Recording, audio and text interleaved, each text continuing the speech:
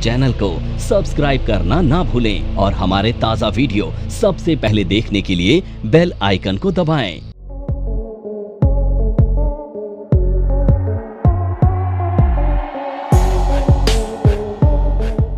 देखो, आज हम शुरू करने जा रहे हैं business income. Most important topic है इनकम टैक्स का, और आपकी प्रोफेशनल लाइफ के लिए भी बहुत ज़्यादा इंपॉर्टेंट है, क्योंकि अगर आपको बिजनेस की इनकम कैलकुलेट करने आ गए तो बाकी सब तो कुछ नहीं है, बाकी सब तो 2 मिनट का खेल है।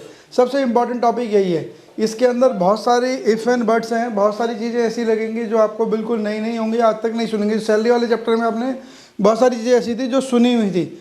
हाउस प्रॉपर्टी में कुछ चीज़ें रिलेटेड सी लग रही थी, कुछ चीज़ें उसके अंदर ठीक है ऊट पटांग से प्रोविजन थे, लेकिन इसके अंदर तो बिल्कुल अलग चीज़ें हैं और प्रोफेशनल लाइफ के लिए सबसे ज़्यादा इंपॉर्टेंट सबसे बड़ी बात है।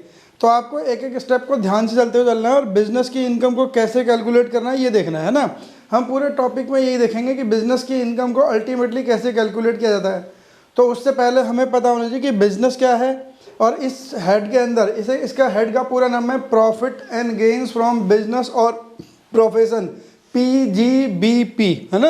आप कहते हैं PGBP क्या होता है? Profit and gains from business और प्रोफेशन। इस टॉपिक का नाम है PGBP। तो सबसे पहले सेक्शन 2 सबसेक्शन 13 और सेक्शन 2 सबसेक्शन 36 में बिजनेस और प्रोफेशन की डेफिनेशन दी गई है। तो बिजनेस और प्रोफेशन में क्या क्या इंक्लूड है? बिजनेस का मतलब है कोई भी चीज़ आप ट्रेड करो, मैन्युफैक्चर करो, रीसेल करो, है ना। ट्रेड का मतलब क्या होता है? बनी बनी चीज़ को बेच रहे हो, मैन्युफैक्चर करके बेच रहे हो, रीसेल कर रहे हो। तो किसी भी गुड्स या सर्विस की रीसेलिंग वगैरह जो भी चीज़ है वो आपके लिए कहाँ कवर्ड है? बिजनेस के अंदर। और जो सेक्शन 2 में डेफिनेशन दी जाती है ना किसी भी एक्ट की, ऐसे ही जो इनकम टैक्स एक्ट 1961 है जिसमें सेक्शन 2 में जितनी भी डेफिनेशन दी है वो पूरे एक्ट में एज इट इज़ एप्लीकेबल हैं। वो किसी भी एक्ट, पूरे इनकम टैक्स एक्ट के अंदर कहीं पे भी वो वर्ड यूज होगा तो सेक्शन 2 की डेफिनेशन को कोरिलेट करना पड़ेगा। अगर सेक्शन 2 की डेफिनेशन और किसी और डेफिनेशन में कहीं फ़र्क है तो उस एक्ट के उस पर्टिकुलर हेड के अंदर, उस पर्टिकुलर सेक्शन के अंदर जाके वो नई डेफिनेशन दी जाएगी। जैसे गिफ्ट की जो रिलेटिव की जो डेफिनेशन है, एक डेफिनेशन सेक्शन 2 में दी हुई है, एक डेफिनेशन 56(2) में दी गई है। सेक्शन 56 रिलेट करता है इनकम फ्रॉम अदर सोर्सेज से। वहाँ पे जब हम गिफ्ट देते हैं अपने रिलेटिव को तो वहाँ पे उस रिलेटिव की डेफिनेशन वो वाली नहीं है जो सेक्शन 2 में रिलेटिव की डेफिनेशन है। सेक्शन 2 के रिलेटिव की डेफिनेशन पूरे एक्ट में डील करती है, but not related to the section 56। तो 56 में जो रिलेटिव की डेफिनेशन है वो अलग है, वो वहाँ पे अलग से स्पेसिफाई करी गई है। तो ऐसी अगर कोई डेफिनेशन है किसी एक्ट के अंदर, किसी सेक्शन के अंदर अलग से दी हुई है तो उसी सेक्शन के लिए एप्लीकेबल है, लेकिन जो सेक्शन 2 में डेफिनेशन है वो पूरे एक्ट के लिए एप्लीकेबल है। ऐसे ही आप प्रोफेशनल में जब ये सेक्शन 44 पढ़ोगे इसी PGBP के अंदर, तो वहाँ पे कुछ प्रोफेशन डिफाइन किए गए हैं। तो वो प्रोफेशन किसी और पर्पस से डिफाइन किए गए हैं कि उनको किन किन को बुक्स ऑफ अकाउंट मेंटेन करना है, किन किन को 44 ADA अप्लाई कर सकते हैं, कौन नहीं, वो वहाँ के लिए अलग से प्रोफेशनल के नाम दिए गए हैं। तो वो प्रोफेशनल वहाँ पे दिए हैं वो केवल उस पर्टिकुलर 44 सेक्शन के लिए हैं, लेकिन यहाँ पे जो प्रोफेशनल हैं वो सारे लोग हैं जो 44A में नहीं, 44AA में नहीं भी हैं। जो सेक्शन 44AA में प्रोफेशनल्स नहीं इंक्लूड है, लेकिन वो यहाँ इंक्लूड है जो सेक्शन 2 सबसेक्शन 36 में दिए गए हैं। तो सेक्शन 2 के क्लॉज 13 कहता है business means the activity include purchase and sale either by manufacturing और गुड्स और trading of pre manufactured product और commodity with a motive of earning of profit. Profit earn करने के मोटिव से करोगे तब भी बिजनेस है ना। अगर आप दान कर रहे हो तो फिर दान करने के जो बिजनेस कहाँ होगा? प्रॉफिट नहीं होगा तो इनकम टैक्स को भी कोई लेना देना नहीं है। तो अगर आपने प्रॉफिट होगा या नहीं होगा ये ultimate outcome of the business बताएगा, लेकिन आपका मोटिव क्या है? To earn the business profit.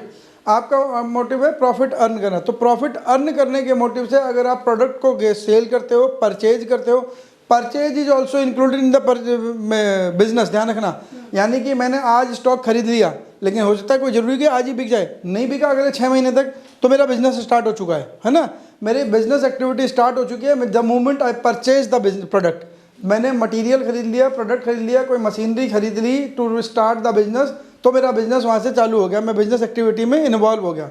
तो business activity involve sale and purchase of the product goods either pre manufactured और बाय द मैन्युफैक्चरिंग। आप खुद बना के बेच दो या बनी बनाई खरीद लो, जैसे मुझे। Profession means the activity earning money which requires intellectual और मैनुअल स्किल। मैनुअल स्किल मतलब प्लम्बर, राजमिस्त्री, है ना। राजमिस्त्री के लिए कोई जरूरी कोई है बीटेक एमटेक करके आनी पड़ती है?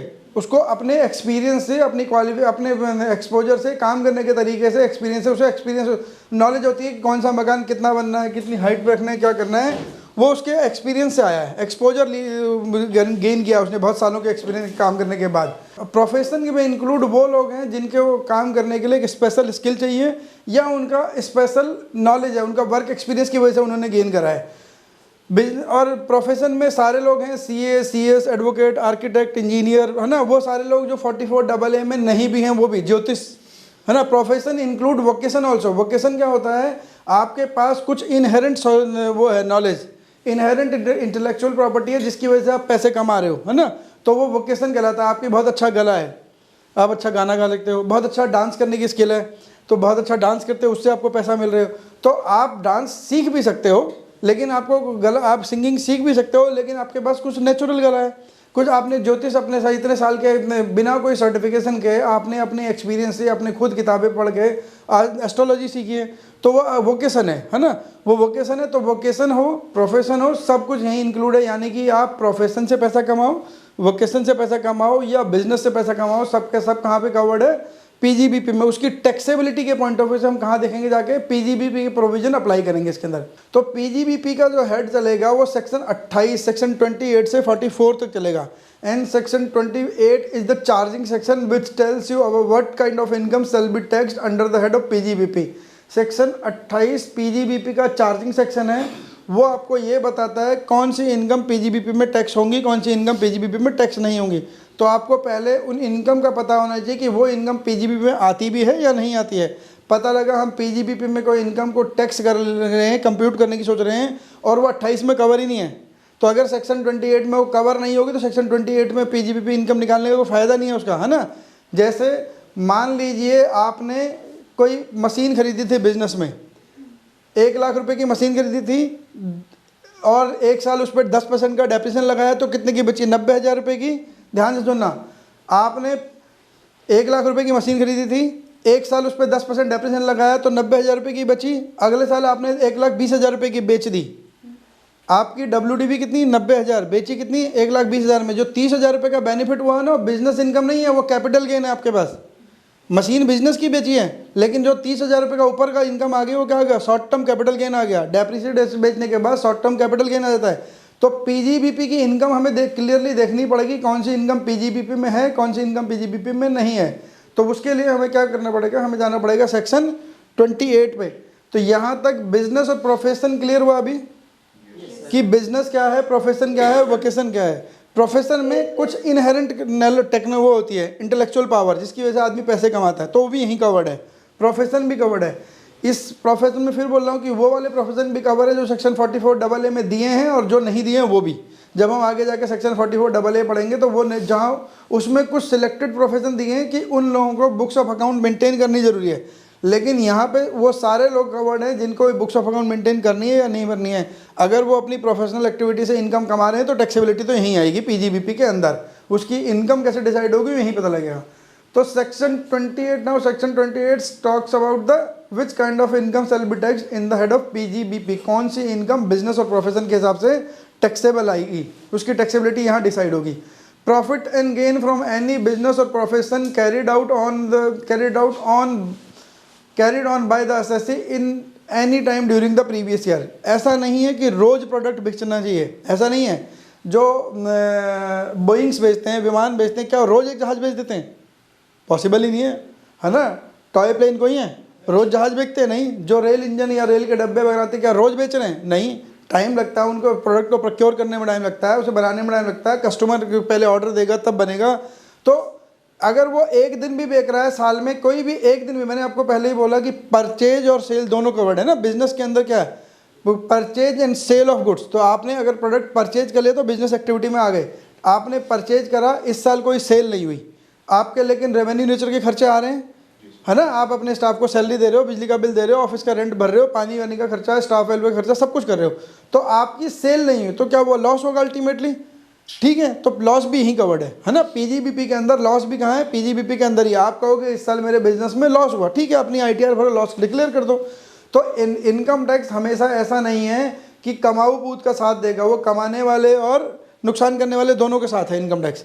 अगर आपको लॉस होगा तो भी पीजीबीपी के अंदर दिखाना पड़ेगा, अगर इन एक्टिविटी से हो रहा है तो। अगर आपको प्रॉफिट होगा इन एक्टिविटी से तो भी पीजीबीपी के अंदर टैक्सेबिलिटी के प्रोविजन देखे जाएंगे। सेक्शन 28 का क्लॉज 1 क्या कह रहा है, सब सेक्शन 1 कह रहा है profit and gain arising from business activity sale और purchase of any time during the previous year. किसी भी दिन, एक दिन बिक जाए, 2 दिन बिक जाए, न बिके, प्रोडक्ट खरीद लिया तो भी। प्रोडक्ट खरीदने का मतलब you have commence the business, आपने बिजनेस स्टार्ट कर चुके हो, बस एक दिन भी एक्टिविटी हो गई तो भी वो पीजीबीपी के अंदर कवर्ड होगी। दूसरा क्या है, एनी कंपनसेशन और अदर पेमेंट ड्यू और रिसीव्ड बाय एजेंट। एजेंट क्या करता है, एजेंट अपने नाम से कोई सामान बेचता है नहीं, सारा प्रोजेक्ट बेचता है प्रिंसिपल का उसने कोई सामान बेच दिया, अपने प्रिंसिपल का जिसकी भी एजेंसी ले रखी है उसने उसका सामान बेचा। मान लीजिए किसी के पास हिंदुस्तान यूनिलीवर लिमिटेड की एजेंसी है, तो वो HUL है, HUL की प्रोडक्ट जितने भी बेचेगा उसके ऊपर उसको क्या मिलता है, कमीशन। प्रॉफिट मार्जिन उसका नहीं है, उसका क्या है, कमीशन है। जितने प्रोडक्ट बेचेगा उतना कमीशन बिकेगा। तो एजेंट को जो कमीशन मिलना है या मिल गया है, ड्यू और रिसीव्ड, तो वो भी उस एजेंट की इनकम कहाँ पे टैक्सेबल है, पीजीबी पे। कहाँ लिखा है, सेक्शन 28 क्लॉज 2 सब सेक्शन 2 में 28 सब सेक्शन 2 कह रहा है एजेंट को मिलने वाली कमीशन भी कहाँ पे टैक्सेबल है, पीजीबीपी में टैक्सेबल है। Income derived by a trade profession और सिमिलर एसोसिएशन, किसी ट्रेड से प्रोफेशन से, ऐसे यानी कि जो RWA हो गए, क्लब हो गए, एसोसिएशन हो गई, जो मेंबर्स बनाती हैं, मेंबर्स के लिए कुछ कल्चरल एक्टिविटी करती हैं, उसके बाद अगर उनके पास कुछ पैसा बच जाएगा तो वो कहाँ पे आ जाएगा, यही पीजीबीपी में टैक्सेबल हो जाएगा, है ना। वो क्लब चाहे अपने आप को NGO में रजिस्टर्ड कराएं या कहीं पे भी कराएं, है ना। अगर उनके पास एक्सेस आएगा, एप्लीकेशन ऑफ फंड नहीं करेंगे तो टैक्सेबिलिटी यहीं पे आएगी, वो है ना, पीजीबीपी की। वो एक अलग बात है, उस क्लब को कितनी एग्जम्पशन मिली है, कितने पे टैक्स लगेगा, लेकिन वो अलग बात है। लेकिन इनकम कैसे कंप्यूट होगी, वो यहीं पे आएगी पीजीबीपी में। Profit on sale of licence granted under. अब होता क्या है, देखो कुछ इंपोर्ट और एक्सपोर्ट करने वालों को ना गवर्नमेंट इंसेंटिव्स देती है, इंपोर्ट करने वालों को भी, एक्सपोर्ट करने वालों को भी। एक्सपोर्ट करने वाले को तो इंसेंटिव इसीलिए मिलता है कि वो फॉरेन करेंसी इंडिया में लेके आ रहे हैं। अगर आप इंडिया के बने हुए प्रोडक्ट विदेश में बेचोगे तो आपके पास पैसे कहाँ से आएंगे, फॉरेन करेंसी में। आप इंडिया के फॉरेन करेंसी भंडार को रिच कर रहे हो तो गवर्नमेंट इंसेंटिव तो देगी। एक्सपोर्ट करने वालों को तो भाई तुम तो भारत में देश का विदेशी मुद्रा का भंडार भर रहे हो, तो आप तो पैम्पर्ड बेबी हो ही हो। लेकिन इंपोर्ट करने वालों को भी कभी कभी इंसेंटिव देती है सरकार। रीजन क्या है कि आप, हो सकता है आप रॉ मटेरियल इंपोर्ट कर रहे हो, उसको प्रोसेस करके कुछ माल इंडिया में लोकल मार्केट में बेच रहे हो, कुछ माल वापस बाहर बेच रहे हो, है ना। इंपोर्ट ड्यूटी तो जब इंपोर्ट करते हो तो इंपोर्ट ड्यूटी लगती है ना। जब आप बाहर से सामान खरीदोगे तो इंपोर्ट ड्यूटी लगती है, और इंपोर्ट ड्यूटी के लिए गवर्नमेंट कभी कभी आपको असिस्टेंस दे देती है लाइसेंस के रूप में। कैश के लिए 2-3 पॉइंट ऐसे ही हैं, कैश असिस्टेंट दे देगी, लाइसेंस के रूप में दे देगी, ड्यूटी ड्रॉबैक दे देगी। तो उसमें क्या होगा कि मान लीजिए आपने प्रोडक्ट इंपोर्ट करा, आपने कुछ प्रोडक्ट इंपोर्ट करा, जब आपने 100 करोड़ का मटेरियल इंपोर्ट करा था, एज्यूम कर रहे हैं कि इस पे 40 लाख रुपए की आपने इंपोर्ट ड्यूटी दी थी इंडिया में। अब इस मटेरियल को प्रोसेस करा, प्रोसेस करने के बाद जो भी उसकी सेल प्राइस थी उसका 60% तो बाहर भेज दिया, अगेन एक्सपोर्ट, ये तो एक्सपोर्ट हो गया। और ये लोकल सेल है, इंडिया में ही भेज दिया। तो जो लोकल सेल है उसका तो कोई लेना देना नहीं, हमने इंपोर्ट कर दिया। लेकिन जो क्योंकि आपने इंपोर्ट करके एक्सपोर्ट करा तो, और आप हर बार ऐसा ही कर रहे हो, कुछ मटेरियल इंपोर्ट करते हो, उसको कुछ लोकल मार्केट में बेचो, तो हो सकता है 100% बाहर भेज दो। अगर 100% लोकल मार्केट में बेचोगे तो फिर तो कोई इंसेंटिव नहीं मिलेगा, है ना। फिर आप उल्टा क्या काम कर रहे हो, हमारे करेंसी को बाहर भेज दे रहे हो उल्टा उठा के। अगर आप इंपोर्ट एक्सपोर्ट दोनों कर रहे हो और लोकल मार्केट में भी सेल कर दे तो कोई बात नहीं, आप 100% एक्सपोर्ट भी कर लो तो भी अच्छी बात है। लेकिन हो सकता है आप लोकल में भी कंज्यूम करा रहे हो अपने प्रोडक्ट को, बाहर भी बेच रहे हो। तो यानी कि जब आप खरीद के लाए थे तो आप यहाँ पे से $100 आपने क्या करे, $100 करोड़ आपने बाहर भेजे, है ना, $100 करोड़ बाहर भेजे। उस पर 40 लाख रुपए की ड्यूटी भी दे दी गवर्नमेंट को, ठीक है, लेकिन वो तो प्रोसेस है, ड्यूटी लेगी। लेकिन जब आप एक्सपोर्ट करके लाए हो तो वापस कुछ इनवर्ट डॉलर भी लेकर आए हो, है ना। जब आपने सामान बेच दिया बाहर, US के UK में बेच दिया, तो डॉलर अब वापस इंडिया में भी आ रहे हैं ना आपके पास। तो जब डॉलर की फॉरेन करेंसी इंडिया में आ रही है तो अब गवर्नमेंट आपको इंसेंटिव देना चाहती है। गवर्नमेंट कह रही है जब आप अगली बार इंपोर्ट करोगे ना तो एक काम करना, आप 20 लाख रुपए तक की इंपोर्ट ड्यूटी मत देना मुझे, ठीक है। आप अगली बार जब इंपोर्ट करोगे तो हम आपको इंपोर्ट ड्यूटी में इंसेंटिव देंगे, क्योंकि आप उस माल को कुछ नहीं, उसका उनका एक पैटर्न है, एक सर्टेन वो है क्राइटेरिया कि कितना किसको ग्रांट होगा। मैं 20 लाख तो एग्जाम्पल ले रहा हूँ, यानी कि अगली बार जब वो 100 करोड़ रुपए का माल खरीदेगा तो जो 40 लाख रुपए की ड्यूटी थी उसमें से कितनी देगा, खाली 20 लाख रुपए देगा। 20 लाख रुपए की ड्यूटी छूट जाएगी उसके लिए, उसको एग्जम्पशन मिल जाएगी। क्यों? क्योंकि वो लोकल मार्केट जो है एक्सपोर्ट भी कर रहा है। तो ऐसी चीज़ों में 3 तरह के होते हैं, या तो कैश इंसेंटिव हुआ। कैश इंसेंटिव का मतलब सीधे गवर्नमेंट बोलेगी कि 40 लाख रुपए की ड्यूटी लगती है, 20 लाख रुपए का डिस्काउंट, खत्म कहानी, है ना, कैश इंसेंटिव आप 20 ही दे दो। दूसरा क्या होगा, आपको लाइसेंस दे दिया जाएगा इंपोर्ट करने का कि नेक्स्ट इंपोर्ट में ये लाइसेंस दिखाना और 20 लाख रुपए की टैक्स की छूट ले लेना। वो लाइसेंस एक पीरियड के लिए वैलिड होता है, इस पीरियड के अंदर एक पीरियड होता है, उस पीरियड के अंदर आपको वो लाइसेंस यूज करना है। लेकिन क्या हुआ कि मैं तो 100 करोड़ का प्रोडक्ट इंपोर्ट कर चुका हूँ, अब मेरे को लाइसेंस तो अलॉट हो गया, अब ये लाइसेंस मेरे यूज होने वाला नहीं है उस पीरियड के अंदर। तो मान लीजिए इसकी लास्ट डेट है 31 दिसंबर 2024, इसकी लास्ट डेट है। मेरे पास ऑलरेडी मेरा जो रॉ मटेरियल आना था, जितना मेरे ऑर्डर है उस हिसाब से रॉ मटेरियल ऑलरेडी एक्सेस है। तो अब मैं 31 दिसंबर 2014 तक दोबारा 24 तक दोबारा इंपोर्ट करने वाला तो नहीं हूँ। तो यानी कि ये 20 लाख रुपए की जो लाइसेंस मिला था ये तो मेरा बेकार हो जाएगा। तो अब मैं क्या करता हूँ, मैं ऐसे ही किसी और इंपोर्टर एक्सपोर्टर को ढूंढ रहा हूँ कि जो मेरे जैसे नेचर का माल को इंपोर्ट करता है, ताकि उसे इंपोर्ट ड्यूटी देने में बचत हो जाए। तो ये लाइसेंस ट्रांसफरेबल होता है, लाइसेंस बिक जाता है, ये बिल्कुल एज गुड होता है, ये बिक जाता है। तो आपने इस लाइसेंस को क्या करा, मिस्टर ए ने इस लाइसेंस को मिस्टर बी को बेच दिया। अब ये क्या मिस्टर बी से 20 लाख रुपए पूरे लेगा? अगर 20 लाख पूरे लेगा तो मिस्टर बी 20 लाख की जीएसटी नहीं, ड्यूटी नहीं पे कर देगा। अगर मिस्टर बी से बोलेगा 20 लाख रुपए दे दे और इंपोर्ट में तेरे को फायदा मिल जाएगा, तो मिस्टर बी 20 लाख पूरे की ड्यूटी भी दे देगा। ये लाइसेंस क्यों खरीदेगा अपने नाम पे? यानी कि ये लाइसेंस मिस्टर बी को कम से कम 10 से लेकर 15 लाख रुपए के बीच में कहीं बेचा जाएगा, जहाँ भी रेट दोनों में आपस में नेगोशिएट हो जाएगा ना। यानी कि अब मिस्टर बी जब से इंपोर्ट करेगा तो उसे 20 लाख रुपए की इंपोर्ट ड्यूटी नहीं पे करनी पड़ेगी, जबकि तुमने दे के कितने दिए, 10 या 15 लाख रुपए, जो भी रेट होगा ऑब्वियसली इस 20 लाख से नीचे होगा, जो भी रेट होगा इस 20 लाख से नीचे होगा। यानी कि इंपोर्ट ड्यूटी के लिए जो मान लीजिए हम मान के चलते हैं उसने 15 लाख रुपए दिए टू ए को 15 लाख रुपए दिए, अब वो 20 लाख रुपए की कस्टम ड्यूटी बच जाएगी उसकी। तो बी को फायदा कितना का हुआ, बी को 5 लाख का फायदा, ये तो सबको समझ आ गया।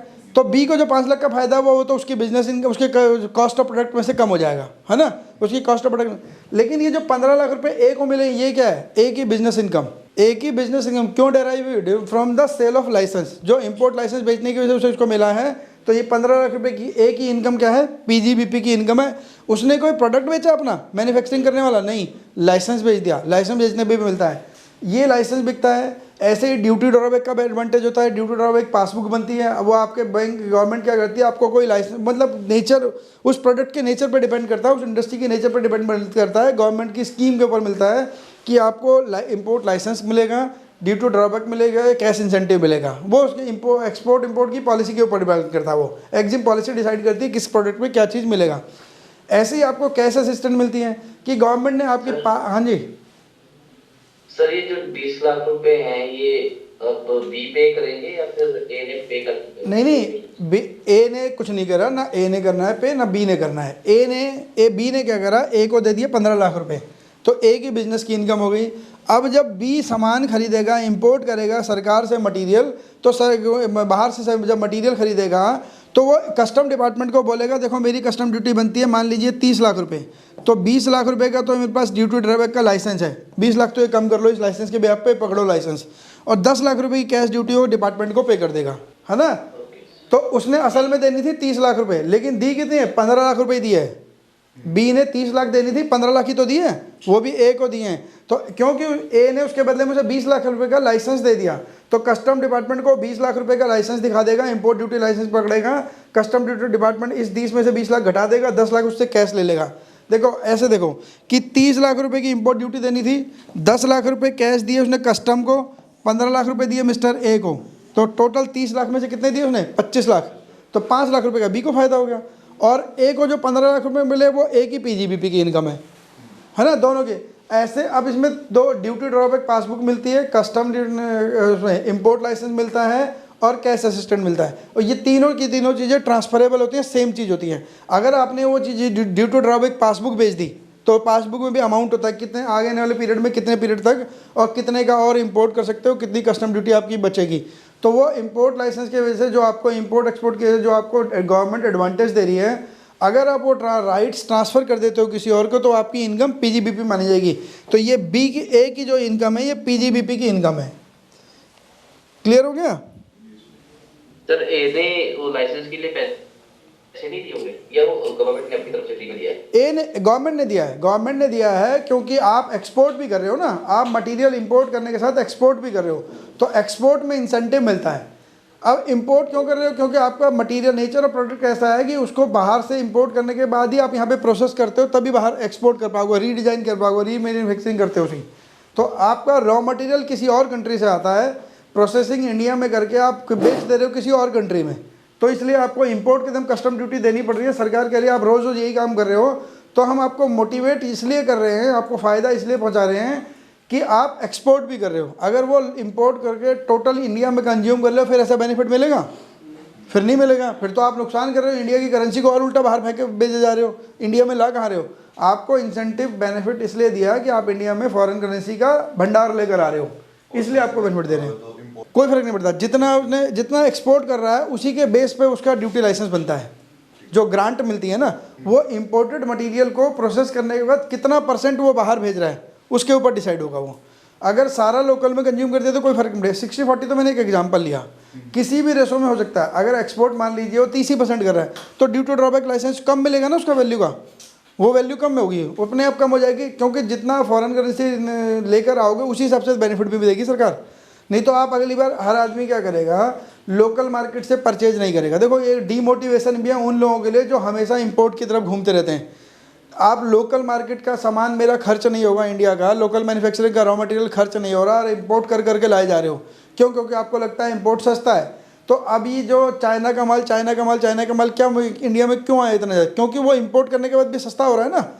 आपने दिवाली वगैरह पे जो पहले लड़ियाँ बिकती थी आज से 4 साल 5 साल पहले, वो लड़ियाँ आज दिखती हैं? वो नहीं दिखती हैं, क्योंकि महंगी हो गई थी। वो चाइना से आने वाली लड़ियाँ इतनी सस्ती हैं, क्यों? क्योंकि वहाँ पे मैन्युफैक्चरिंग कॉस्ट कम है, मैन्युफैक्चरिंग कॉस्ट बहुत कम है ना। लेबर कॉस्ट मैन्युफैक्चरिंग में बहुत बड़ा रोल प्ले करती है, लेबर कॉस्ट। और वहाँ लेबर, आपको पॉपुलेशन पता है आपको कितनी ज़्यादा है, तो वहाँ पे मैन्युफैक्चरिंग इतनी ज़्यादा होती है कि कंज्यूम करने के लिए उसे बाज़ार में कहीं ढूंढना पड़ेगा, चाइना से बाहर बाज़ार ढूंढना पड़ता है। तो चाइना से बाहर बाज़ार ढूंढने में सबसे पास उसे इंडिया भी पड़ता है। तो इंडिया को वो सामान यहाँ से लाने में इंपोर्ट करने के बाद भी सस्ता पड़ता है। इंपोर्ट के बाद कस्टम ड्यूटी, उसके बाद भी 60-65 रुपये लड़ियाँ मिल रही है। कभी किसी ने सोची 60 रुपये में लड़ी मिल रही होगी, किसी को नहीं मिल रही होगी ना। तो वो क्यों हो गई कि अब उसके चक्कर में क्या हुआ, इंडियन मार्केट में जो इंडियन मैन्युफैक्चरर थे, लड़ी बनाने वाले और जो ऐसी इलेक्ट्रॉनिक चीज़ बनाने वाले थे, उनको भी अपनी मैन्युफैक्चरिंग कॉस्ट कट करनी पड़ी है। अब वो भी चाइना की लड़ी के नाम से बेच रहे हैं, बेशक बन ही रही हैं, लेकिन वो बिक किस नाम से, चाइना की लड़ी। लेकिन वही लड़ी वो 2 साल से 4 साल 5 साल पहले 500 रुपये 1000 रुपये की बेच रहे थे, जो अब 100 रुपये 300 रुपये की बेचनी पड़ रही है। रीज़न क्या हुआ कि इम्पोर्ट वहाँ से बहुत ज़्यादा आया और इतना सस्ता आया। हो सकता है कुछ लोगों को लॉस हुआ हो, क्योंकि इंडिया में मार्केट नहीं मिली तो उन्हें लॉस में सस्ती कर दी। कुछ लोगों ने इसलिए सस्ती करी क्यों मिली इतने में रही थी वास्तव में। जो आपके पास ये आते हैं टेम्पर्ड और स्क्रीन गार्डर है मोबाइल में, बाहर से 2-2 3-3 रुपये के आते हैं। वो जब इंपोर्ट करते 2 रुपये पर पीस, 3 रुपये पर पीस, आपको 50 रुपये से कम में कोई नहीं मिल रहा होगा आज की डेट में। और शुरू में तो 200 300 रुपये के मिले थे। वो इंपोर्ट करने के बाद में 2 रुपये पर पीस मिलते हैं, 2 रुपये पर पीस। ध्यान रखना, करोल बाग में जाओ, गफ्फार मार्केट में देख के आओ, वहाँ थोक के भाव पड़े हुए हैं। तो क्यों थोक के भाव पड़े? क्योंकि इंपोर्ट करने के बाद भी 2 रुपये पर पीस पड़ रहा है। 2 रुपये पर पीस 40 रुपये में ले जाओ तो भी मेरे को 38 रुपये दे के जा रहे हो आप, है ना। तो और एक्स्ट्रा कॉस्ट लगा लो, चलो उसको ऊपर रख के अपनी कैपिटल की कॉस्ट भी लगा लो। 2 वाला माल 5 रुपये का पड़ जाएगा, खरीदने में 2 रुपये बढ़ा, उसको मैंने उसके ऊपर कैपिटल भी लगाई, मेरी कैपिटल में मेरे को इंटरेस्ट का नुकसान भी हो रहा है, तो 5 रुपये का हो गया। तब भी 5 रुपये का सामान 40 रुपये में तो बिक रहा है मेरा, तो भी मेरे को 30 रुपये 35 रुपये एक प्रोडक्ट मेरे को देके जा रहा है। तो गवर्नमेंट अब ये भी नहीं चाहती कि आप सारा काम इंपोर्ट से ही करना शुरू कर दो, तो इसलिए इंपोर्ट वालों पे हैवी ड्यूटी लगती है। और अगर इंपोर्ट के बाद एक्सपोर्ट नहीं करोगे तो आपको कोई इंसेंटिव भी नहीं मिलने वाला। इंपोर्ट के बाद एक्सपोर्ट कर रहे हो तो यानी कि आप इंडिया की मार्केट में लेबर दे रहे हो, इंडिया के लोगों को प्रोसेसिंग करोगे ना। आप मान लीजिए वहाँ से बना बनाया लाए और यहाँ पे बेच दिया, तो इंडिया में जो लेबर की अनएम्प्लॉयमेंट रेशो होगी वो बहुत बढ़ जाएगी, लोगों को काम ही नहीं मिलेगा ना, क्योंकि आप बना बनाए ला रहे हो, उठा के बेच दे रहे हो, तो लेबर फोर्स बेकार हो जाएगी। तो इसलिए गवर्नमेंट इंपोर्ट को ज़्यादा मोटिवेट नहीं करती है ना। एक्सपोर्ट को मोटिवेट जरूर करती है कि आप यहाँ पे बना रहे हो, यहाँ पे लेबर रोजगार दे रहे हो, यहाँ पे फॉरेन करेंसी लेकर आ रहे हो, तो आपको तो बेनिफिट मिलना ही चाहिए। इसलिए एक्सपोर्ट पे जीएसटी भी नहीं है बहुत सारे केसों में, तो वहाँ एक्सपोर्ट इंसेंटिव हमेशा होते हैं, इंपोर्ट पे इंसेंटिव नहीं होते हैं। अगर केवल इंपोर्ट करोगे और लोकल मार्केट में कंज्यूम करा दे तो आप सरकार के लिए बहुत बेकार आदमी हो, है ना।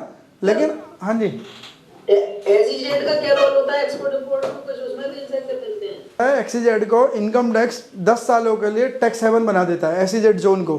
वो ऐसी जो जेड जोन टैक्स हेवन इसलिए होते हैं कि वो एक किसी भी स्टेट के ऐसे इंटीरियर इलाके में होते हैं जहाँ कोई इंडस्ट्री जाने को तैयार नहीं होती है। तो गवर्नमेंट उसको डेवलप करेगी तो गवर्नमेंट को पता है कई हज़ारों करोड़ रुपए खर्च हो जाएंगे, है ना। जैसे 2014 में इन्होंने गाँव गोद लिए थे, वो गोद लिए हुए गाँव कहाँ हैं आज तक पता है? जब बीजेपी 2014 में आई थी, इनके MP MLAs ने, बहुत सारे MPs ने एक एक गाँव गोद लिया था। वो कहाँ है गोद लिए हुए गाँव? पता नहीं है किसी को कहाँ है। वो सब ने जिनने गोद लिए थे, गोद से सबने उतार के फेंक दिए। मतलब वो जैसे चल रहे थे वैसे ही चल रहे हैं, है ना। जो जैसे चल रहे थे वैसे ही चल रहे हैं आज तक। वहाँ कोई स्पेशल एक्टिविटी नहीं हुई है। तो क्यों होगी? अगर होगी तो देखो वहाँ गवर्नमेंट को पैसा भी तो खर्च करना है, ज़रूरत से ज़्यादा पैसा खर्च करना है। सरकार को अपने फंड एक्सपेंडिंग भी तो देखनी होती है, कहाँ से पैसा आ रहा है। तो गोद लेना तो एक स्ट्रेटजी थी, खाली हल्ला मचाना था। हल्ला मचाने के बाद अगर गोद लेके वो काम करा होता तो बच्चे आज 10 साल के हो गए होते, वो गाँव आपका 10 साल का जवान हो गया होता। तो जहाँ पे गोद लिया था वहीं पे उठा के फेंक दिया वो, मुझे कहीं है ना। वो फोटो खिंचवाने के लिए गोद लिए थे उस टाइम पे उन्होंने। तो लेकिन SEZ में सरकार ऐसा काम नहीं करती। सरकार क्या करती है कि ऐसे इंटीरियर इलाके को SEZ घोषित कर देती है कि अब अगर वहाँ पे इंडस्ट्री जाएगी, देखो एक इंडस्ट्री जाएगी तो वहाँ पे अब एम्प्लॉयमेंट जाएगा, है ना। अगर मान लीजिए कंपनी को ये बोला जाए कि जनकपुरी और इसके द्वारका वाले इलाके में आप अपनी फैक्ट्रियाँ लगाओ और आपको टैक्स नहीं लगेगा, तो भाई साहब यहाँ पे इतनी इंडस्ट्री लग जाएगी ना, आपको पैर रखने की जगह नहीं मिलेगी, है ना। क्यों? ये तो वैसे ही इतनी पॉपुलर जगह है और हर जगह से रीचेबल है। तो ऐसी जगह को तो गवर्नमेंट SEZ कभी घोषित नहीं करती। ऐसी जगह को SEZ करती है जो बिल्कुल जंगल का, दूर दराज का इलाका होता है, जो अनडेवलप्ड होता है, जिसे डेवलप करने में सरकार को कई हज़ारों करोड़ रुपए खर्च हो जाएंगे। तो सरकार क्या करती है? उसे SEZ घोषित कर देती है। अब आप कहते हैं, आपसे कहेगी कि आप इंडस्ट्री ले जाओ, आप वहाँ पे मैन्युफैक्चरिंग करोगे तो उस प्रोडक्ट को कहीं बेचोगे भी। पहले मैन्युफैक्चरिंग करोगे, वहाँ पे लैंड एक्वायर करोगे। लैंड एक्वायर करने का मतलब है गाँव के लोगों के पास पैसा पहुँचा दोगे आप। जिनकी ज़मीनें खरीदोगे उनके पास पैसा आ गया। वो ज़मीन, जिस ज़मीन को कोई पूछ नहीं रहा था, क्योंकि एग्रीकल्चर एक्टिविटी वहाँ हो नहीं पा रही है। एग्रीकल्चर एक्टिविटी होती तो सरकार उस ज़मीन को SEZ घोषित नहीं करती जहाँ पे एग्रीकल्चर एक्टिविटी अच्छी खासी मात्रा में हो रही है, नहीं तो एग्रीकल्चर प्रोड्यूस का नुकसान हो जाएगा, है ना। तो वो भी नहीं हो सकता। तो ऐसी जगह जहाँ एग्रीकल्चर नहीं हो रहा, खेती नहीं हो रही है, तो उसे SEZ घोषित कर दिया। अब आप कंपनी क्यों गई लालच में कि मुझे 10 साल तक इनकम टैक्स नहीं देना पड़ेगा, ठीक है ना। सरकार को 10 साल तक इनकम टैक्स ही तो छोड़ना है। आप कंपनी गई, समय को 10 साल तक टैक्स नहीं देना पड़ेगा। कंपनी ने क्या करा, वहाँ पे ज़मीन एक्वायर करी, लोगों के पास पैसा पहुँचा दिया। लोगों के पास पैसा पहुँचा दिया तो अब ज़मीन एक्वायर करने का मतलब है उस ज़मीन को वो बिल्डअप करेगा, बिल्डिंग स्ट्रक्चर बनाएगा, सबका मंगाएगा, तो वहाँ पे लेबर को काम मिला। जब वो फैक्ट्री सेटअप करेगा वहाँ पे तो लेबर को काम मिलेगा, एम्प्लॉयमेंट मिला। फैक्ट्री सेटअप होने के बाद बिजनेस की मैन्युफैक्चरिंग चालू करेगा तो वहाँ पे रोजगार के लिए अब लोग आना शुरू कर देंगे। भाई किसी न किसी को तो नौकरी चाहिए ना, चाहे वो वहीं आसपास घर किराए पे लेकर रह ले, चाहे अपने घर से डेली अप डाउन करे, लेकिन नौकरी चाहिए तो आना ही पड़ेगा। जहाँ फैक्ट्री वहीं जाना पड़ेगा। तो वहाँ पे नौकरी मिल गई। नौकरी मिलने के साथ अब फैक्ट्री में सप्लाई देने वाले लोग आएंगे। कोई रॉ मटेरियल, कोई चाय दे रहा है, कोई चाय पत्ती बेच रहा है, कोई पानी बेच रहा है, कोई कुछ बेच रहा है, वहाँ आएंगे। प्लस उसके आसपास का एरिया वैसे डेवलप हो जाएगा। कोई परचून की दुकान खुल जाएगी, एक आधा ढाबा वाबा खुल जाएगा। धीरे धीरे करते करते करते वो SEZ वाला एरिया आने वाले 10-15 सालों में पूरी तरह से बस जाता है। तो सरकार को केवल इतना लॉस था कि उसने टैक्स माफ करा है। एक्सपोर्ट इंपोर्ट ड्यूटी कुछ नहीं लगती उस पर जब SEZ तो इंडिया का ही पार्ट है ना। इंडिया के ही किसी स्टेट में SEZ बनता है तो उसमें क्या होगा कि जितना वहाँ SEZ में मैन्युफैक्चरिंग करके जितना वो सामान बाहर भेजेगी उस पर कोई टैक्स नहीं है, उसकी उसी इनकम पे कोई टैक्स नहीं है। SEZ में है इम्पोर्ट ड्यूटी नहीं लगेगी ना उसको। SEZ वालों को तो GST भी नहीं लगता, है ना।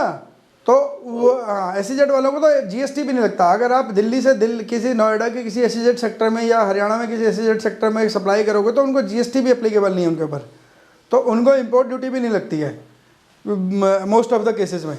तो अगर वो SEZ वाले जितनी प्रोडक्ट को बाहर भेज देंगे उस प्रोडक्ट के प्रॉफिट के ऊपर उनको 10 साल तक टैक्स नहीं देना। पहले 5 साल 100% टैक्स जीरो है, उसके बाद में 50% पे टैक्स देना पड़ेगा, 50% नहीं देना पड़ेगा।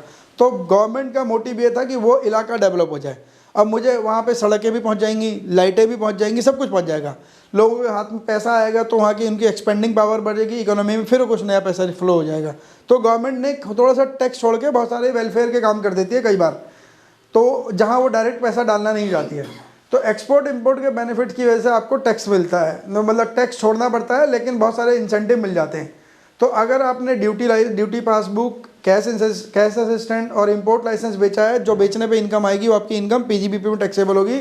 अब अगले ये है, पिछले साल से सेक्शन बर्निंग हो गया था, सेक्शन 28 सबसेक्शन 4 ये बहुत साल से यहाँ पे पड़ा हुआ है ना। सेक्शन 28 सबसेक्शन 4 बहुत साल से यहाँ पे पड़ा हुआ है पीजीबीपी के इनकम के अंदर, लेकिन इसकी कोई अडेरेंस नहीं थी, इसको कोई पूछता नहीं था। ये कह क्या रहा है, ये कह रहा है मान लीजिए आपको बिजनेस की वजह से कोई पर क्यूजिट मिला, आपने इससे पहले पर क्यूजिट कहाँ पे मिला है, पढ़ा है, सैलरी में पढ़ा है ना। ये कह रहा है सेक्शन 28 सबसेक्शन 4 बहुत साल से यहाँ पे पढ़ा था, क्लॉज में ही पढ़ा था सेक्शन 28 में पीजीबीपी के अंदर, लेकिन कोई अडेरेंस नहीं थी, कोई पूछता नहीं था।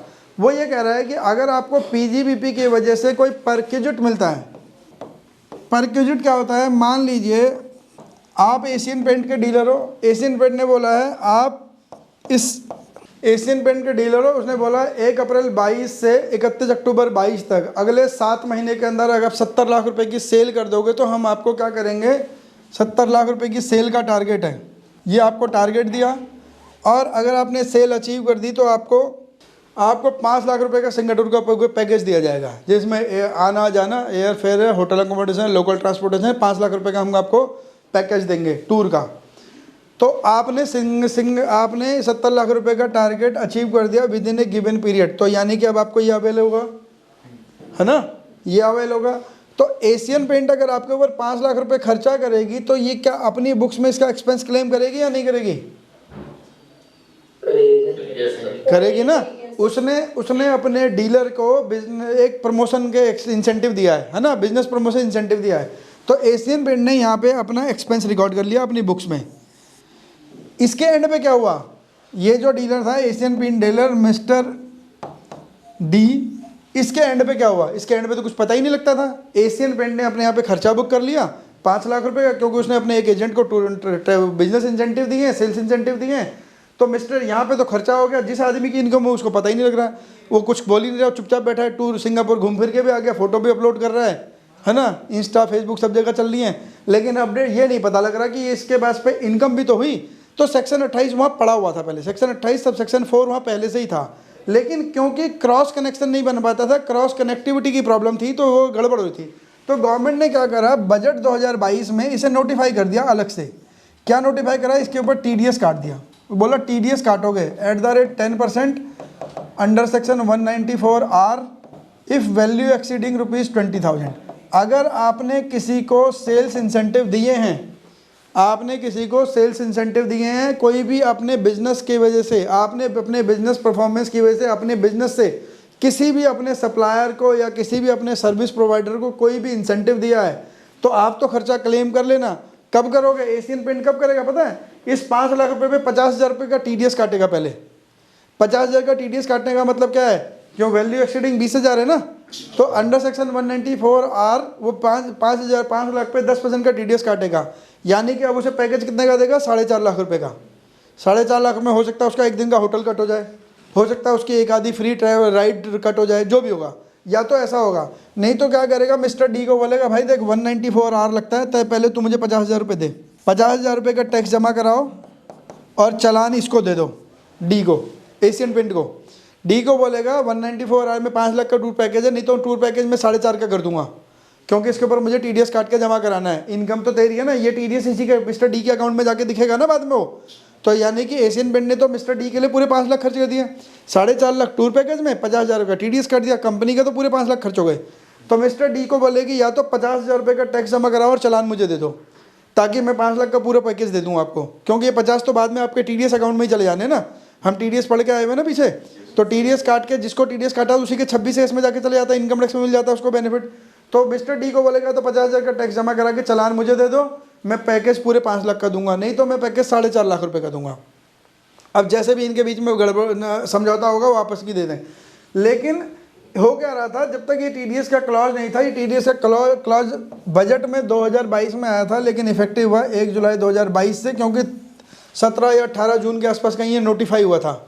बजट में आने के बाद नोटिफाई होना होता है ना, तो इसकी नोटिफिकेशन जून में कहीं आई थी, तो 1 जुलाई से इफेक्टिव हो गया था, और ये आज की डेट में अब चल रहा है, अभी तक है। तो 194R जब आया था तो बहुत हल्ला मचा था। अब इसमें हो क्या रहा है कि मान लीजिए आप सीए हो, आप अकाउंटेंट हो, ठीक है, या आप एडवोकेट हो, आपने अपने क्लाइंट का एक केस फाइट करा और उसका 50 लाख रुपए का बेनिफिट करा दिया, टैक्स डिमांड बचवा दी 50 लाख रुपए की। सीए, एडवोकेट, सीएस, अकाउंटेंट जो भी थे, आप प्रोफेशनल थे, आपने अपने क्लाइंट की 50 लाख रुपए की डिमांड अबॉलिश करवा दी, अब उसको केस को जस्टिफाई करके, है ना, जो भी तरीके से था, सही गलत जो था, लेकिन आपने केस ओमिट करा दी, उसकी डिमांड हटवा दी।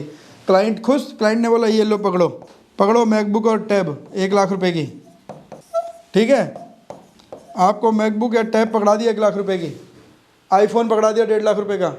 तो अब क्या है, जिसने आईफोन लिया, मैकबुक ली, टैब लिया, वो क्लाइंट अपने यहाँ खर्चा डालेगा नहीं डालेगा इसका? वो डालेगा। जैसे ही वो खर्चा डालेगा आपके एंड पे आके इनकम बन जाएगी। क्यों? क्योंकि इस पे ऊपर टीडीएस भी जमा कराएगा वो 194 आर, नहीं तो उस कंपनी को ही खर्चा नहीं मिलेगा। अब इनकम टैक्स क्या कह रहा है, एक आदमी की इनकम, एक आदमी का खर्चा दूसरे आदमी की इनकम होती है।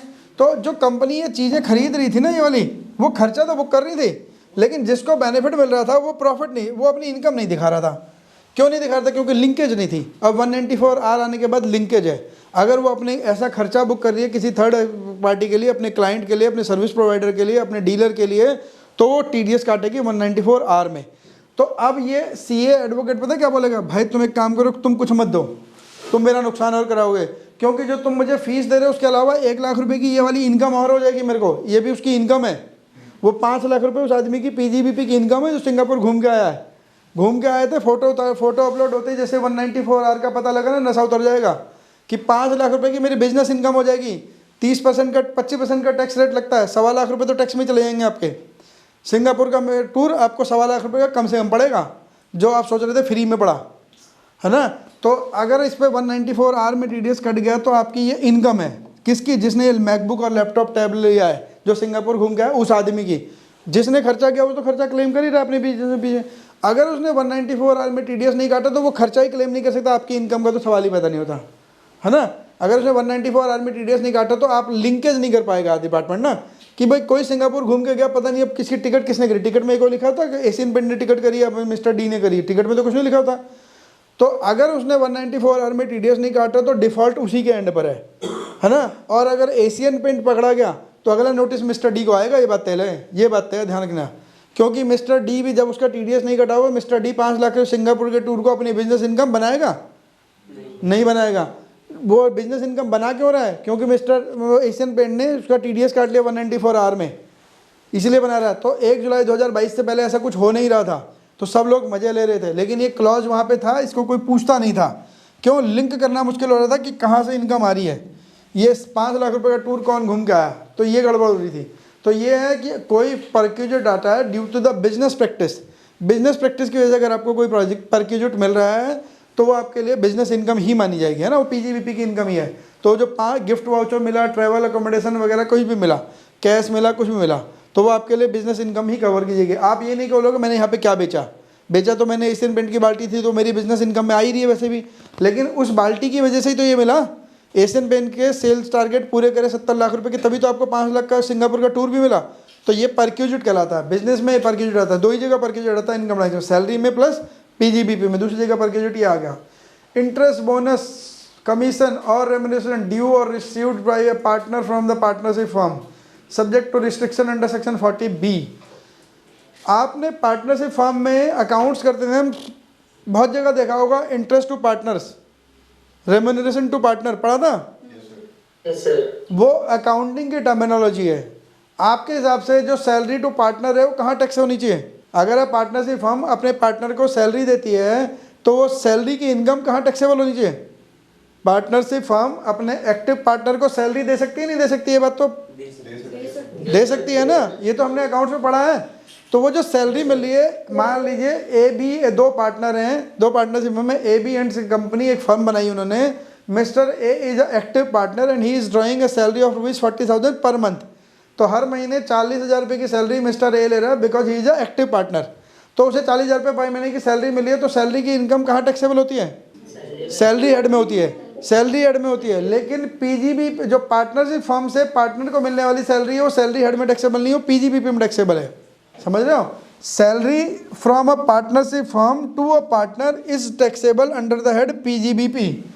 देखो क्या नाम है, मान लो नेट आपकी एक फर्म है, इस फर्म का नेट प्रॉफिट है before partner salary, salary and interest, interest on capital या बोनस जो भी कुछ दे रहे हो आप, इंटरेस्ट ऑन कैपिटल पार्टनर इनसे पहले 10 लाख रुपए का प्रॉफिट है फर्म का, 10 लाख रुपए का। अब अगर इसमें पार्टनर्स को सैलरी न दें तो ये 10 लाख रुपए किसके हैं?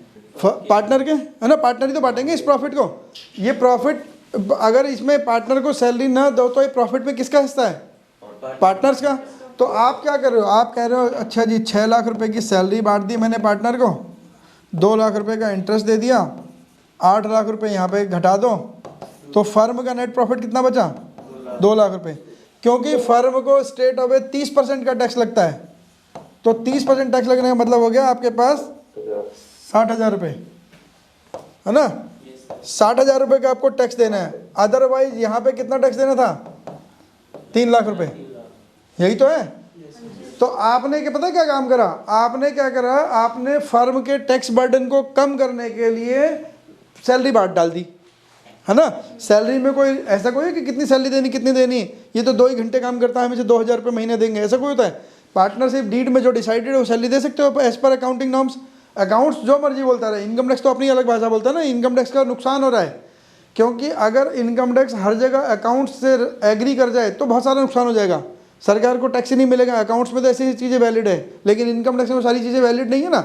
तो और हम कितनी ईमानदारी से ITR भरते हैं ये हम ही जानते हैं, है ना? इतने सारी सख्तियों के बाद भी हम इतनी ईमानदारी से ITR भरते हैं कि हम बहुत सारा टैक्स बचा ले जाते हैं। तो वो वाली बात भी है, गवर्नमेंट को भी पता है, वो भी ध्यान में रखना है, वो लिवरेज भी लेनी है कि बहुत ईमानदार लोग ITR भर रहे हैं तो उनका टैक्स वैसे ही कम होने वाला है, तो पहले इन चीज़ों पर भी रोक लगाओ जहाँ पर मैं कम से कम कर सकता हूँ।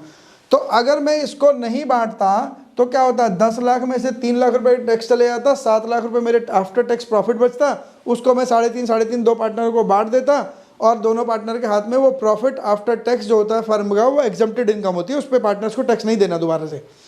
Profit of the from A partnership firm is exempted in the hands of the partners. Partner के हाथ में प्रॉफिट जो आएगा वो एग्जम्प्टेड है।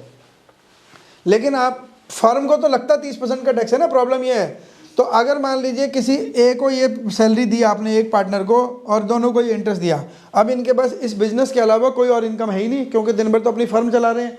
तो इसके पास 6 लाख रुपए का इनकम है।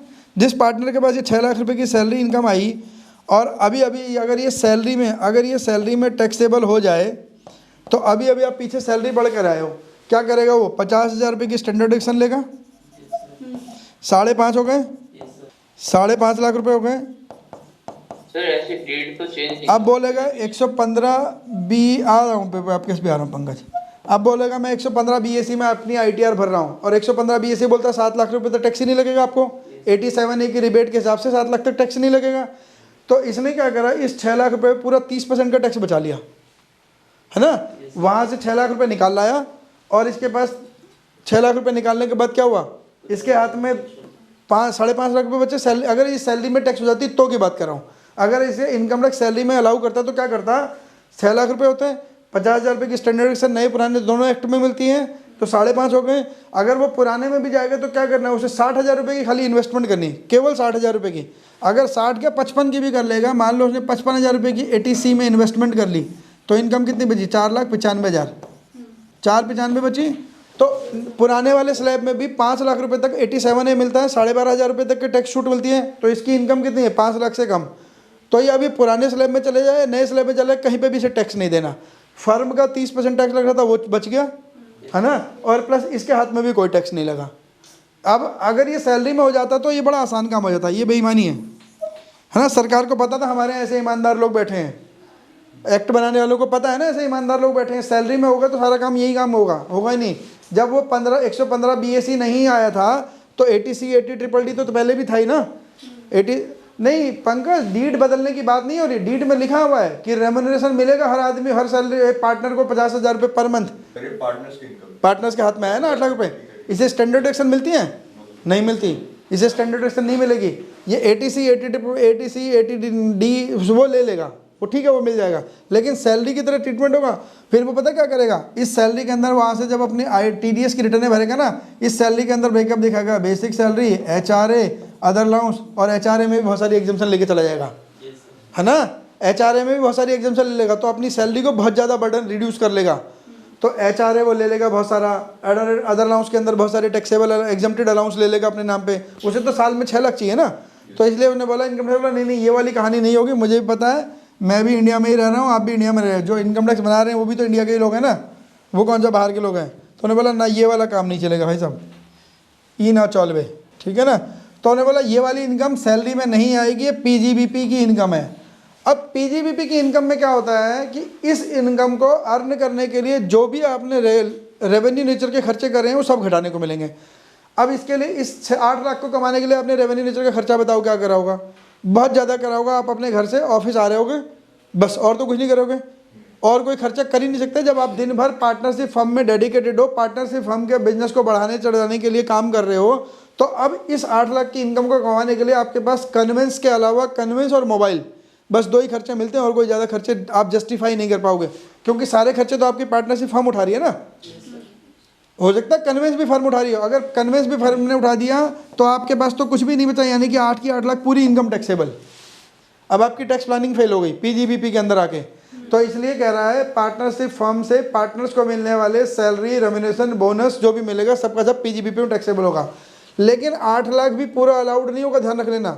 8 लाख के अलाउड भी कैसे होगा, प्रॉफिट बिफोर सच डिस्ट्रीब्यूशन, उस डिस्ट्रीब्यूशन से पहले प्रॉफिट कितना था मेरा 10 लाख रुपए, तो अब मेरे को इसके ऊपर सेक्शन 40B अप्लाई करना पड़ेगा। बाद में हम डिटेल में पढ़ेंगे, वैसे सेक्शन 40B अप्लाई करना पड़ेगा, जो बोलता है पहले 3 लाख रुपए का 90% आप अलाउ कर सकते हो, यानी कि 10 लाख में से 3 लाख निकालो 2,70,000, एक तो ये बांट सकते हो।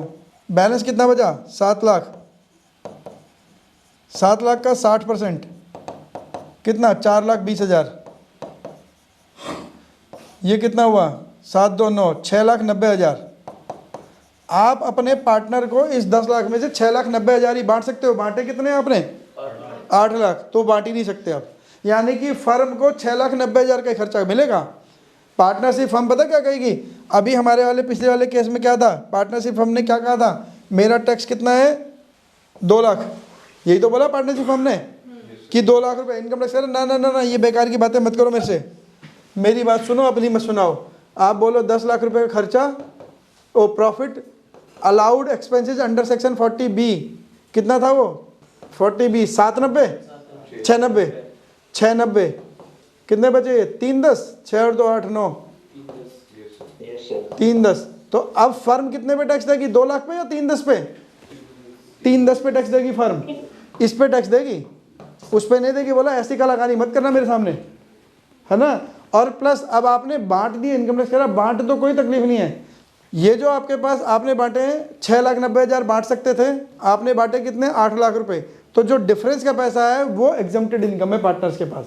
जो खर्चा यहाँ पे अलाउड नहीं हुआ वो वहाँ पे टैक्सेबल भी नहीं होगा। इतना अन्याय भी नहीं करा सरकार ने, आप समझे मेरी बात। 690 बांट सकती थी, बांटे 8 लाख रुपए। 8 लाख रुपए बांटने का मतलब ये है, बांट तो 690 ही सकती थी ना, और यही 690 का खर्चा पार्टनरशिप फर्म को भी अलाउड हुआ है। तो ये जो डिफरेंस का पैसा है 1,10,000, ये एग्जम्प्टेड इनकम है, ये शेयर ऑफ प्रॉफिट मान लिया जाएगा in the hands of partners, ये एग्जम्प्टेड है इन पार्टनर्स हैंड। सर फर्म के एंड में तो इस पे लग जाएगा टैक्स। कहाँ लगा, कहाँ लगा, नहीं लगा ना। इस 1,10,000 वहाँ 6,90,000 अलाउड हो गए, 6,90,000 पे टैक्स दे रहा है वो, 1,10 पे टैक्स ही कहाँ दे रहा है। तो फर्म को भी अलाउड नहीं हुआ तो पार्टनर्स को भी टैक्सेबल नहीं है ना। दोनों जगह देखा है इनकम टैक्स ने, ऐसा नहीं है कि एक ही जगह देखा है। अगर फर्म को अलाउड नहीं हो रहा तो पार्टनर्स को टैक्सेबल नहीं है। फर्म को 690 अलाउड हुआ तो पार्टनर को भी 690 पे टैक्स लगेगा। ये उसके एंड पे भी एग्जम्प्टेड इनकम है, शेयर ऑफ प्रॉफिट माना जाता है इसे। चले आगे, हाँ जी। एनी सम रिसीव्ड और receivable for not carrying out of any activity in relation to the any business और प्रोफेशन। अब ऐसा भी हो सकता है कि आपको बिजनेस न करने के पैसे मिले, होता है ऐसा?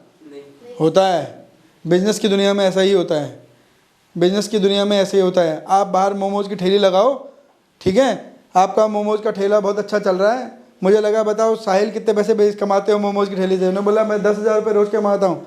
तो मैंने बोला ठीक है लो 1 करोड़ रुपये पकड़ो, आज से यहाँ ठेली मत लगाना, अब मैं लगाऊंगा। अब मैंने साहिल को 1 करोड़ रुपये दे दिए। साहिल अब यहाँ जनकपुरी के इलाके में कहीं भी मोमोज की ठेली नहीं लगाया, क्योंकि साहिल के हाथ का टेस्ट लोगों को पता है ना। मैं तो साहिल का ठेला खरीद लिया, अब मैं किसी को भी खड़ा कर रहा हूँ, साहिल के नाम से बिक रहा है मेरा काम, मैं साहिल की गुडविल यूज़ कर रहा हूँ। लेकिन साहिल को मैंने आज 1 करोड़ रुपये इसलिए दे दिए कि अब साहिल जनकपुरी के इलाके में ठेला नहीं लगाएगा। तो ठीक है नहीं लगाएगा, साहिल को पता है मेरे को 1 करोड़ रुपये तो मैं कहीं और लगा लूँगा, मेरे तो हाथ में हुनर है। मैं तो जहाँ चटनी मैंने ही तो बनानी है, चटनी का खोले, मोमोज तो बाहर से बने बनाए आते हैं, तो मेरे को चटनी का कॉम्बिनेशन पता है कैसे बनाना है। तो साहिल को पता है 1 करोड़ आज मिल गई, not to do any business activity, कोई बिजनेस एक्टिविटी नहीं करने के बदले में भी पैसा मिलता है। तो वो भी इनकम कैसी है आपकी, पीजीबीपी की। साहिल ने मोमोज का ठेला छोड़ दिया, 1 करोड़ रुपये लेके ऐस कर रहा है तो भी, लेकिन वो 1 करोड़ रुपये मिले वो कैसे हैं, बीजीबीपी की इनकम। साहिल कहने फिर अकाउंट्स के ऊपर मोमोज का ठेला ही लगाना है तो, है ना नहीं, तो वो तो एग्जाम्पल है ना। तो अगर not to do business activity है तो उसके लिए अगर आपको कोई कंपनसेशन मिलेगा तो भी वो बीजीबीपी की इनकम है, बिजनेस की एक्टिविटी है। बिजनेस नहीं करने के लिए पैसा मिलने वाला भी बिजनेस की एक्टिविटी में कवर्ड होता है, पीजीबीपी के। एनी सम रिसीव्ड, अब क्या मान लीजिए, मान लो आपने ना कोई बहुत रिसर्च के दौरान आपने कोई एक प्रोटोटाइप बना लिया, एक नया प्रोडक्ट बनाया जो अभी तक मार्केट में नहीं है, या वैसे फीचर आपके पास नहीं है, जैसे पेटीएम, भारत पे, यूपीआई आए सारे, है ना। सबसे पहले कोई तो फर्स्ट लॉन्चर आया था ना, जिस फर्स्ट लॉन्चर ने मान लीजिए कोई पेमेंट गेटवे बनाया था जब सबसे पहले, तो उस पेमेंट गेटवे ने अगर अपने राइट किसी को बेच दिए तो अब वो क्या किसी और को बेच सकता है, वो राइट नहीं बेचा, अब वो खुद कर सकता है वो वाला काम, खुद भी नहीं करेगा, राइट भी बेच दिया खुद भी नहीं करेगा काम, तो उसके बदले में पैसा तो लेगा ना। जैसे गूगल बेचा, है ना, गूगल जो उन्होंने, जिन लोगों ने गूगल ओरिजिनली बनाया था उन्होंने बाद में बेच दिया ना गूगल माइक्रोसॉफ्ट को। तो लेकिन अब क्या वो गूगल जैसा सर्च इंजन दोबारा बना रहे हैं, नहीं बना सकते, वो तो एग्रीमेंट के अंदर दोबारा वो इंजन, वो तो गूगल की डूगल बना के बैठ जाएंगे, क्योंकि उन्हें तो पता है कैसे बनाना है, सारा काम उन्होंने तो करा है। तो गूगल वाला सर्च इंजन है वो दोबारा बना ही नहीं सकते, वो एग्रीमेंट के अंदर है। जब माइक्रोसॉफ्ट ने उनसे खरीदा होगा कि आपने ये कैसे बनाया, ना तो आप बनाओगे ना किसी और को बनाने का तरीका बताओगे, है ना, तो उसने राइट खरीदे हैं सारे उसके साथ। तो वो जो उनको पैसा मिला होगा वो सारा पैसा उन लोगों, दोनों दोस्तों के हाथ में कैसा आया होगा, पीजीबीपी के इनके। तो not to share technical know how की जो वैसा होता है वो भी वहीं होता है। आपने कोई पेटेंट बेच दिया, ट्रेडमार्क बेच दिया, नॉट टू, मान लीजिए कल को हल्दीराम क्या करे, हल्दीराम अपना ब्रांड बेच दे, ठीक है, कह रहा मैं दुकान नहीं बेच रहा हूँ, तुम हल्दीराम का ब्रांड ले लो मेरे से, मैं कल को किसी और नाम से करूँगा, मिर्ची राम के नाम से बेचूंगा, ठीक है। तो अब हल्दीराम का ब्रांड किसके पास है, आपके पास है। आपको नहीं पता, आज भी आपको नहीं पता होगा हल्दीराम का ब्रांड का ओरिजिनल मालिक कौन है, आपको पता है? आपको तो हल्दीराम का बोर्ड लगा हुआ दिखता है, क्वालिटी दिखती है, बात खत्म। क्या हल्दीराम जो ओरिजिनली चांदनी चौक में सब जगह वही समोसे बना के बेच रहा है? नहीं, उसने क्वालिटी स्टैंडर्ड डिसाइड कर रखे हैं, उसी क्वालिटी स्टैंडर्ड को आप फॉलो करके वही रॉ मटेरियल आप यूज करोगे ताकि क्वालिटी एक जैसी आए, कि ताकि ये ना लगे कि चांदनी चौक वाले हल्दीराम का सामान ज़्यादा अच्छा, ज़्यादा बढ़िया क्वालिटी होती है और बदरपुर वाले की बेकार होती है, वो पॉसिबिलिटी नहीं है। तो क्यों? क्योंकि उन्होंने स्टैंडर्ड सेट कर लिए हैं, है ना। तो स्टैंडर्ड सेट करने से अब क्वालिटी सेम आएगी, उतना ही रॉ मटेरियल मिलाना है, वैसे ही मिलाना है, तो सब वही आएगी। तो अब आप अगर हल्दीराम ने मान लो अपना ब्रांड किसी को बेच दिया इंटरनली, आपको पता भी नहीं लगेगा हल्दीराम किसी हाथ में बिक गया। हल्दीराम का कल का मालिक मिस्टर ए था, आज मिस्टर बी हो गया, आपको पता नहीं लगा। आपको तो हल्दीराम का बोर्ड दिख रहा है, आप उसको उस बोर्ड पे भरोसा है ना, उस बोर्ड पे भरोसा है कि यहाँ जो मिलेगा वो अच्छा मिलेगा, क्वालिटी मिलेगी, उसमें कोई कॉम्प्रोमाइज़ नहीं हो रखा हो। फिर उसके लिए आप ज़्यादा पैसा भी देते हो, है ना। 10 रुपये वाला समोसा में 50 रुपये में, 20 रुपये में, 40 रुपये में खरीद के आ रहे हो। समोसे में आलू के अलावा कोई मेन इंग्रेडिएंट है नहीं है, लेकिन कॉस्टिंग में फ़र्क है ना, कॉस्टिंग में फ़र्क है। और चांदनी चौक कोई इतनी हाई फाई इलाका भी नहीं है कि वहाँ 40 रुपये का समोसा खा कर आओ, लेकिन क्यों खा कर रहे हो? क्योंकि आपको हल्दीराम के नाम पे भरोसा है कि वो उसने आलू बड़े अच्छे वाले खरीदे होंगे, है ना। ऑब्वियस है उसके भाई, उसने इतने साल में अपनी क्वालिटी मेंटेन कर करके जो ट्रस्ट बनाया आपका, अपने कस्टमर का ट्रस्ट कैसे जीता।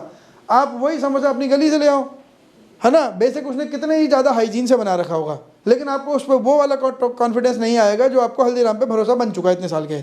तो अगर वो अपना ब्रांड बेच दे, केवल ब्रांड बेच दे, कुछ नहीं बेच रहा, वो बिजनेस नहीं बेच रहा, ब्रांड बेचे, कल को अपना बिजनेस किसी और जगह से शुरू कर लेगा वो, किसी और नए नाम से, तो वो भी इनकम कैसी है? बिजनेस की इनकम है आपकी, पीजीबीपी की इनकम। आपने पेटेंट, ट्रेडमार्क, कॉपीराइट सब बेच दिया। आपने कोई बुक लिखी, बुक का कॉपीराइट किसी पब्लिशर को, दो चीज़ें होती हैं, बुक लिखी अब उसने, आपने एक पब्लिशर से बोला इसे पब्लिश करो, जितनी बिकेंगी, जितनी कॉपी बिकेंगी, सब पे रॉयल्टी मैं लूँगा, तो वो इनकम कैसी? आपने बुक लिखी, बुक बेच के किसी पब्लिशर, बुक से पब्लिशर से टाई अप करा और बोला जितनी कॉपियाँ बिकेंगी हर साल उसकी रॉयल्टी लेंगा मैं तुमसे, जो भी परसेंटेज डिसाइड होगा, तो कैसी इनकम? पीजीबीपी की इनकम। आपने बुक लिखी और बुक के सारे राइट पब्लिशर को दे दी, तुम मुझे एक ही बार पैसे दे दे, बार बार मेरी समस्या नहीं है, मैं रोज़ कौन कौन कॉपियाँ गिनता रहेगा, तो 100 छापेगा, बताएगा मेरे को 40, तो मैं तो आज ही बुक छाप देने, मेरे को रॉयल्टी ले ले सारी, खत्म कहानी, जितनी बुक आप बताओ कितनी देने। तो आज ही मैंने बुक के सारे राइट टू प्रिंट किसी एक पब्लिशर को बेच दिए, अब वो जो मेरे को पैसे मिलेंगे वो कैसी इनकम? पीजीबीपी की इनकम, है ना। तो आपने कोई technical know how, patent, trademark, goodwill कुछ भी बेच दिया, वो सारी इनकम पीजीबीपी की इनकम है। मेरा नाम है अतुल, मैं एक नामी होटल में मैनेजर के तौर पर जॉब करता था। मार्च 2020 में लॉकडाउन के दौरान मेरी जॉब चली गई। उसके बाद मुझे घर चलाने और बच्चों के भविष्य की चिंता होने लगी। फिर मैंने शेयर मार्केट के फील्ड में ऑनलाइन कुछ करने का प्लान किया। लेकिन मुझे शेयर मार्केट का ABCD भी नहीं आता था। फिर मैं एक ऐसे प्लेटफॉर्म को खोजने लगा जो मुझे घर बैठे सही और सरल भाषा में शेयर मार्केट में ट्रेडिंग करना सिखा सके। तभी मुझे मिला NIFM का online education platform www.onlinenifm.com। NIFM के ऑनलाइन एजुकेशन प्लेटफॉर्म पर बहुत से ऐसे कोर्स थे जिनसे मैं अपने स्टॉक मार्केट में इन्वेस्टमेंट और ट्रेडिंग के सपनों को पूरा कर सकता था, जैसे कि stock market trading beginners course, NIFM certified smart investor course, advance level smart investor course, technical analysis course, fundamental analysis course, options trading strategies, research analyst certificate course, diploma in financial market course और ना जाने ऐसे बहुत से course उपलब्ध हैं। फिर मैंने www.onlinenifm.com की साइट पर जाकर NIFM का NIFM certified smart investor course को ऑनलाइन परचेज किया, जिसको सीखने के बाद मैंने जाना कि शेयर मार्केट से पैसा कमाना कितना आसान है। बस आपको एक सही प्लेटफॉर्म की जरूरत है, जो है www.onlinenifm.com। NIFM के ऑनलाइन प्लेटफॉर्म की वजह से मैंने लॉकडाउन के दौरान शेयर मार्केट से अच्छी इनकम भी जनरेट की। थैंक्स NIFM, जिसकी वजह से आज मैं एक होटल मैनेजर से प्रोफेशनल ट्रेडर बन पाया। कॉल 8588688475 और विजिट www.onlinenifm.com।